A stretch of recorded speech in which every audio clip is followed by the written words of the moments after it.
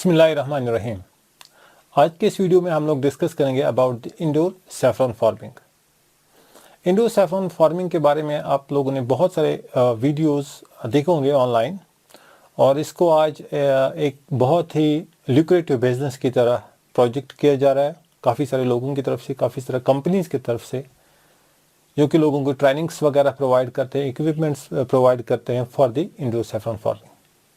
लेकिन मैं यहाँ पे लोगों को थोड़ा सा इन्फॉर्म करना चाहता हूँ कि मुझे जहाँ तक लगा कि ये एक बहुत बड़ा स्कैम चल रहा है।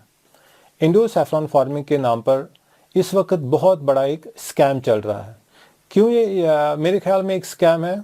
मेरे पास कुछ पॉइंट्स है और मेरी कुछ ऑब्जर्वेशंस हैं जिनको मैं सामने रखकर ये कह सकता हूँ बहुत ही वसूख के साथ कि ये मोस्टली एक स्कैम ही है। देखिए, मैं कश्मीर से बिलोंग करता हूं और यहाँ पर सैफरन फार्मिंग जो है ना, हम सदियों से करते आ रहे हैं। हमारे दादा परदादा सब लोग करते थे सैफरन, और हमें पता है सैफरन फार्मिंग के बारे में, ये सैफरन कैसे ग्रो होता है। इंडोर सैफरन फार्मिंग में आप 100% इसको इंडोर नहीं कर सकते हैं। आई मीन टू से इसको आप 100% एरोफोनिक तरीके से नहीं कर सकते हैं। जिस तरह से आप देख सकते हो कि बहुत सारे वीडियोस अभी चल रहे हैं कि जहां पर सैफरन बल्ब्स को एक लैब में रखा गया, जहां पर क्लाइमेट को कंट्रोल किया गया, टेम्परेचर कंट्रोल किया गया, और उसको एग्जैक्टली जो कश्मीर का एनवायरनमेंट है वो क्रिएट करने की कोशिश की गई, और फिर वहां पर आपको दिखाया जा रहा है कि वहां पर सैफरन ग्रो हो रहा है। ये तो एक फेज है इस सैफरन फार्मिंग में, मतलब फ्लावरिंग का फेज। फ्लावरिंग के बाद वाला जो फेज होता है which is called as vegetative growth, जिसको हम बोलते हैं कि सीड मल्टीप्लिकेशन अब होना चाहिए, वो आप इंडोर नहीं कर सकते। आई मीन उसको आप एरोफोनिक तरीके से नहीं कर सकते। उसके लिए आपको मीडियम की ज़रूरत है।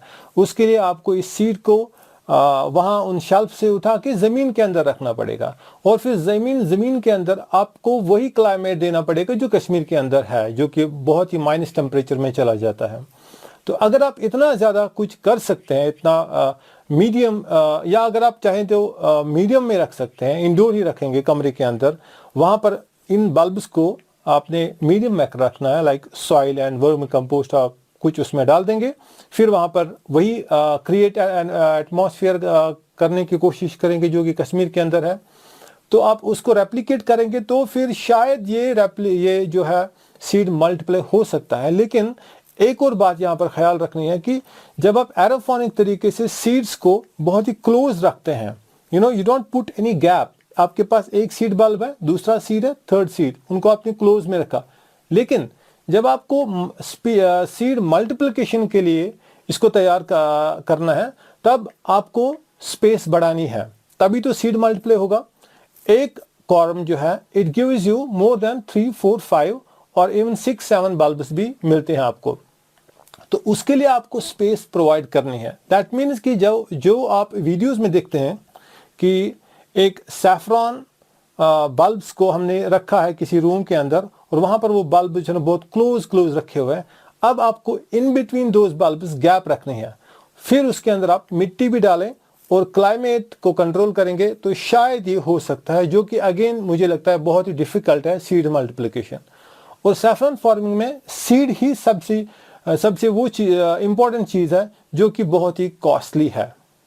अगर आप देखेंगे लास्ट कुछ ईयर्स से, 4-5 सालों से मैंने देखा है कि सैफरन जो है ना, सैफरन का कॉस्ट, सैफरन इटसेल्फ, इसका जो कॉस्ट है that has remained almost flat, almost constant.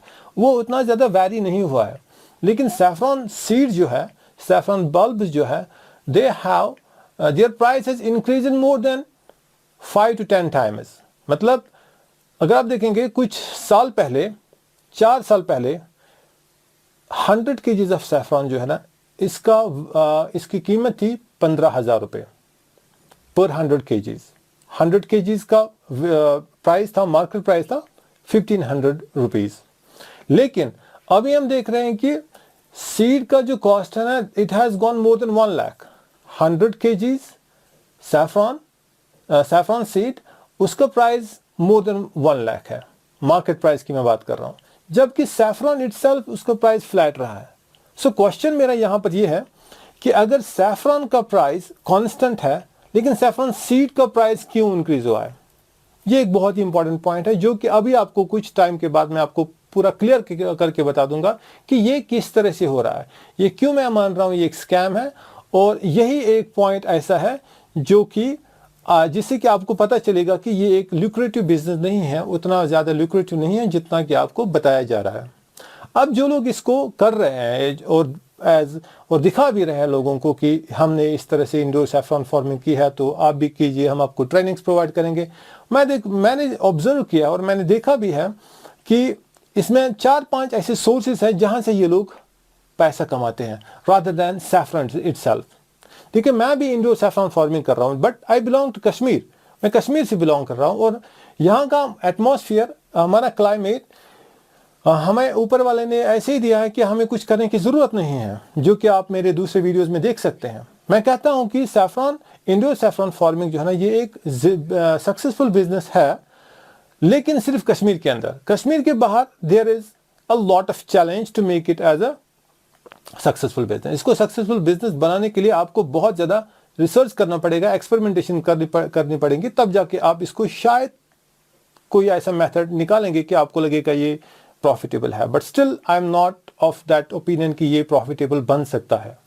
So coming back to this point कि जो लोग इसको एज ए ल्यूक्रेटिव बिजनेस बता रहे हैं लोगों को, वो कहां से उनका सोर्स ऑफ इनकम है क्या? उनका सोर्स ऑफ इनकम नंबर 1 है ट्रेनिंग, जो वो लोगों को देते हैं। इंडोर सैफरॉन फार्मिंग का मॉडल बेचते हैं वो इंडोर सैफरॉन फार्मिंग से इतना पैसा नहीं कमाते हैं जितना वो ट्रेनिंग से कमाते हैं। ऑन एन एवरेज एक ट्रेनिंग प्रोग्राम में 15 से 20 हजार रुपए ये लोग ले लेते हैं एक बंदे से ट्रेनिंग के लिए। फिर वहां पर एक इंफॉर्मेशन सेशन होता है जहां पर ये लोगों को बताते हैं कि किस तरह से आप कर सकते हैं, क्या है इसका मार्केट वगैरह। और अगर आप सिर्फ 100-200 लोगों को भी ट्रेनिंग करा सकते हैं तो 30-40 लाख तो रुपए आपके ऐसे ही आ जाएंगे without doing anything, just selling the knowledge कि आप किस तरह से इंडोर सैफरॉन फार्मिंग करेंगे। तो मैं कहता हूं कि ये एक स्कैम ही है, क्योंकि जो कि एक सक्सेसफुल बिजनेस है नहीं, आप उसी को बेच रहे हैं, तो एक स्कैम ही है। नंबर 1 ये इनका सोर्स ऑफ इनकम है, ट्रेनिंग्स को प्रोवाइड करना। नंबर 2, एक जगह मैं गया हूं, खुद मैंने ऑब्जर्व किया है कि 15 बाय 20 का 10 बाय 15 डायमेंशन 10 बाय 15 रूम्स का फीट का एक रूम रखा है जहां पर लैब सेटअप की गई है। उसमें 5-10 लाख रुपए उन्होंने इनपुट कॉस्ट भी रखा है। और मेरे हिसाब से मैंने जब वहां पे विजिट किया, मैंने जो देखा तो वहां पर उसकी कैपेसिटी मैक्सिमम से maximum 300 to 500 grams of saffron, वो पूरे साल में इतना उनकी कैपेसिटी है, वो इतना ग्रो कर सकते हैं। मतलब जितना वहां पे सीड लगा हुआ था उसके हिसाब से आप मान लीजिए 300 ग्राम से लेकर के 500 ग्राम तक उनकी कैपेसिटी है। लेकिन बाहर उसी बंदे ने मेन हाईवे के ऊपर एक बहुत बड़ा शोरूम बना के रखा हुआ है जहां पर वो एक दिन में 1 किलो सैफरॉन बेचता है। नाउ क्वेश्चन इज कि अगर आपके भाई साहब आपकी कैपेसिटी 300 ग्राम या 500 ग्राम कैपेसिटी है पूरे साल के अंदर सैफरॉन ग्रो करने की, हाउ इज इट पॉसिबल कि आप एक दिन में 1 किलो सैफरॉन बेच रहे हो? तो दैट मीन्स ये सैफरॉन कहीं और से आ रहा है, 2 नंबर का सैफरॉन है, बहुत ही लो क्वालिटी का सैफरॉन है। मे बी ईरान से आता होगा या कहीं और से, जो कि 100 रुपए का भी ग्राम नहीं मिलता है।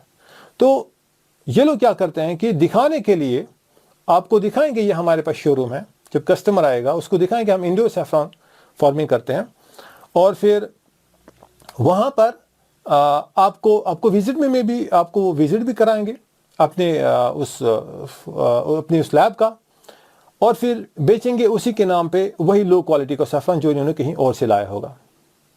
तो अगर आप उनकी लेजर चेक करेंगे कि कितना सैफरॉन एक महीने में उन्होंने बेचा है और कितनी उनकी कैपेसिटी है, आसमान जमीन का फर्क आएगा वहां पर। So this is the second source of income. पहले मैंने क्या बताया, ट्रेनिंग्स का। दूसरा, ये इंडोर सैफरॉन फार्मिंग के नाम पे लो क्वालिटी सैफरॉन जो कहीं और से आता है, not from the Kashmir, even कहीं और से आता है, फिर वो इसको बेचते हैं। हो गए 2। नंबर 3, अगर इन ट्रेनिंग्स में से 10% लोग भी रेडी हो जाएंगे लैब सेटअप करने के लिए, और उस लैब सेटअप में ये जब इक्विपमेंट्स उनको बेचते हैं उस लैब को बनाने में जो पैसा लगता है वो बहुत कम नहीं है, वो 10-15 हज़ार नहीं है, that's more than 5 lakh rupees. अगर आपके पास से छोटा भी कमरा भी अगर होगा तो 5 लाख रुपए, तो 5 से 7 लाख रुपए तो आपको लग ही जाएंगे। और अगर आपने 10 भी 15 या 10 भी 20 अपने रूम लिया है, 10 भी 20 फीट का रूम है, तो उसमें तो करीब करीब 10 लाख रुपए आपके लग ही जाएंगे इक्विपमेंट्स में। तो अगर आप मान लीजिए सिर्फ 10% लोग ही जो ट्रेनिज इनके हैं इक्विपमेंट्स उनको बेचेंगे तो वो तो करोड़ बात होगी। फिर ये एक और सोर्स ऑफ इनकम है इनका। Next one is seed. Seed जो अभी मैंने स्टार्टिंग में बोला था कि ये वही सीड है जो कि 4 साल पहले जब इंडोर सैफरन फार्मिंग का इतना बूम नहीं था, लोगों के इतना ज़्यादा ऑनलाइन इस पे नहीं लोग गए थे, तो उस टाइम तो सिर्फ 15,000 रुपये में 100 केजीज आप सैफरन सीड आपको मिल सकता था आराम से कहीं भी। 15,000, 15 to 20 मैक्सिमम 20। लेकिन आज जो है ना 1 लाख से आप बात करेंगे, 1 lakh rupees per 100 KGs of saffron seed. और ये लोग सीड जब अपने ट्रेनर्स को बेचते हैं, वो सीड कहाँ से आता है? इनके पास उसको प्रोपेगेट करने की कैपेसिटी है नहीं। ये बेसिकली कश्मीर से आते हैं, कश्मीर में आते हैं और फिर हाई प्राइस में इनको उन कस्टमर्स को अपना वो सीड बेचते हैं। This is another source of the income for them. तो ये डिफरेंट ऐसे सोर्सेस हैं जहां से ये लोग पैसा कमाते हैं और उन नौजवानों को जो कि बेरोजगार हैं उनको एक लिक्विडिटी बिजनेस की तरफ ये बताने की कोशिश कर रहे हैं कि ये एक लिक्विडिटी बिजनेस है, आप आइए इसमें इन्वेस्टमेंट कीजिए, अपॉर्चुनिटीज़ है, मार्केट है इसमें। तो इस वजह से मैं ये बिल्कुल कह सकता हूं कि ये जो लोग हैं जो इस इंडोर सैफरन फार्मिंग के ऊपर trainings and other things provide करते हैं, पहले ज़रा इनकी अपनी कैपेसिटी देखिए।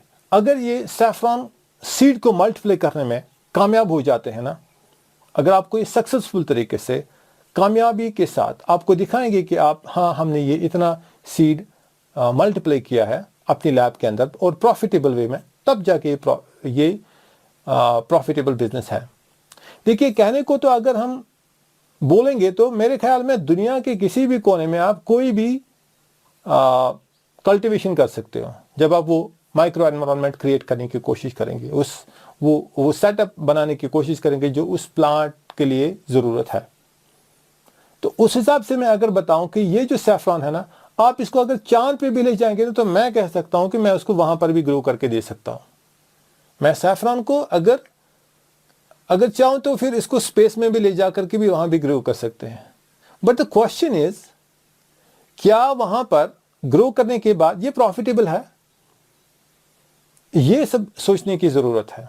देखिए कश्मीर के अंदर ये एक बहुत ही प्रॉफिटेबल बिजनेस है और हो सकता है। मैंने करके दिया है, मैंने किया है, मैं कर रहा हूं इसको इंडोर सैफरन फार्मिंग, लेकिन कश्मीर में। क्यों?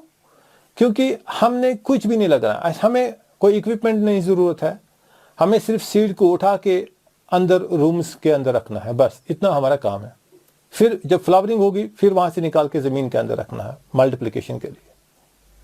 तो हमारा इनपुट तो ज़्यादा नहीं है, कश्मीर के लोगों का इनपुट इसमें ज़्यादा नहीं है।